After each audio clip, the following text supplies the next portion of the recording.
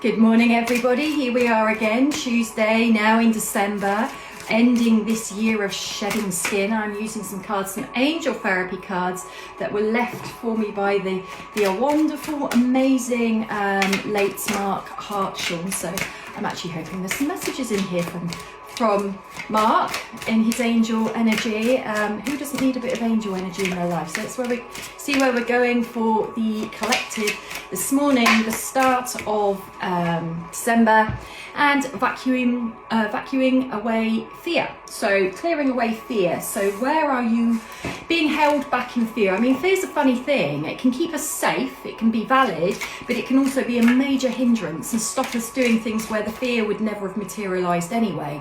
How rational are our fears? How logical are they? Or is it a fear of a fear, but the likelihood is it would never happen anyway? How much is fear controlling and directing your life? Because we can afford to feel the fear and do it anyway, within reason. We take safe, healthy, calculated risks. If we're coming from our adult self, we can work out whether that fear is rational or not. But if we've frozen into something else, into a child part that's maybe scared, we may get lost in it, and it might prevent us from going on our best path when actually that fear would never have happened. So that's why we always owe it to ourselves to do our work on ourselves, to heal ourselves. So we remove these blocks so we can live our best life and be our most authentic and genuine. We can't if we're cluttered with these things, because it distorts our perception of the world, of ourselves, of our reality, and it holds us back massively. And that is our collective journey, all of us, is to remove fear, remove blocks, and be our best selves, because that's how we make a difference in the world. So cancel, clear, and delete. So what is it you're choosing and being directive about that you would like to remove from your life and go, I'm not having that? Because a mindset does seed new energy, and it seeds your future. So if we believe that we shouldn't have to put up with certain things or tolerate certain things, we actually start moving onto the path of creating that. But if we're living in fear, we're living depowered, which means that we will probably have more chance of creating the reality of that fear than if we lived in a more powerful place of I'm not going to accept that in my life. Do the work on me, I can hold my own, and whatever that means for you. So heart chakra, we all have one. Sometimes we have to dig deep. The key with the heart's energy is we all go through pain in life. Nobody will get away with that. We all do. But what we do with that is key. So for a lot of people, when we've been hurt, we shut our heart down, we shield it, and then we become disconnected, lonely, isolated, feeling alone. Nobody understands us, and then we've got the weight of the world on our shoulders. The beautiful gift is, no matter what goes on in your life, can you find the courage, the strength, and the removal of fear enough to be able to keep your heart open regardless?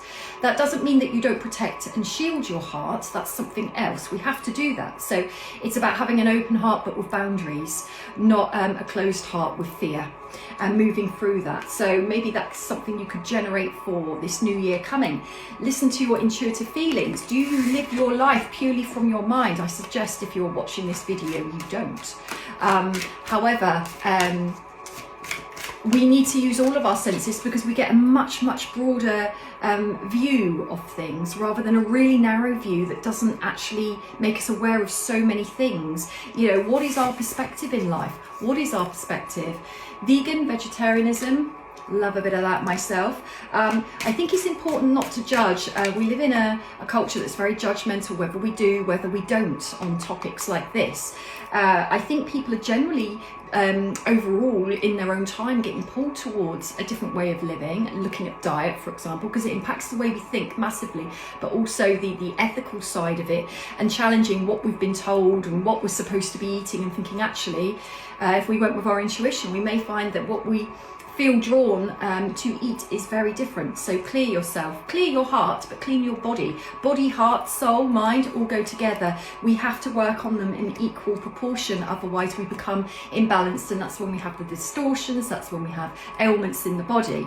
And last one, manifestation power. At any time, we live in a world where we either believe we're powerless, or we don't realize that we're living from a state of powerlessness.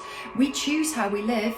We can be self-governing at any point. We think that we're reined in, that we're controlled, that we're judged heavily with this, that and the other. Well, maybe, but we don't have to react or respond to that. We can still do ourselves. We are, I had to get another one. We are being pulled more into authentic living, which is rising above this need for approval, rising above this fear of what others think, rising above keeping quiet just in case. And at the end of this year, it's not about having to process all our stuff in order to not worry about those things. It's about just step up and be it now. We're coming to a place where we're far more accelerated in our souls now. We don't have to go through every trauma painfully again and again and again to resolve it. At some level, we can just manifest that actually I release this. I release this harm from me, this mindset from me, this fear from me, and we just become the reality of not living by those controls. And that can start this second if you want. Past life issues, whatever we didn't clear up then, we brought with us for another chance to clear it up. But that can also be this life past issues. You know, we can step over the threshold into a new experience, which means even in this life, we had an old version of us living an old life. You get a second chance in this life to start living from this second in a different way if you choose. It is a choice, and it's not as hard as you think. But if you start going, well, how do I do that? You've gone into your mind, you've just blocked it, because it's not a language the mind can compute. You go into the soul. How do I just be it? How do I feel it? How do I feel my way through it? It's the difference. This brilliant brain is used for other things, but not necessarily directing your soul's desire. This brilliant brain knows the feeling way through that. And if you just listen to it and spend some time with it to hear your intuition, your hunches, you might be pleasantly surprised. But we are our own biggest blocks by using this when it's this brain that's needed, and vice versa. Learning the language of your soul and your own unique blueprint is a beautiful honour for you to discover it, and it is there in your palms waiting, but you have to listen to your intuition. That's all it is. Have a wonderful Tuesday, everybody.